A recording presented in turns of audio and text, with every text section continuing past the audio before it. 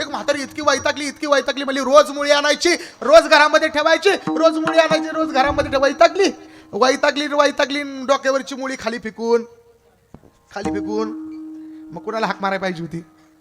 कुणाला? तुम्ही म्हणताय देवाला. तिने उलटाच गणका चालू केला. यमाधाव ती म्हणायची यमाधाव.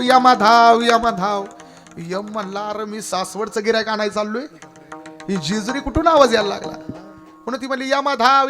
यम म्हणला, आतापर्यंत मला बोलावणारी लोक पाहायला मिळाली, आतापर्यंत देवा तुलाच बोलवलं म्हणून तू आला, पण आता माझा प्रचार. म्हणली यमाधाव. यम म्हणला, चला सासवडला तर जायचे, जाता जाता जेजुरीचं गिऱ्हाईक करून.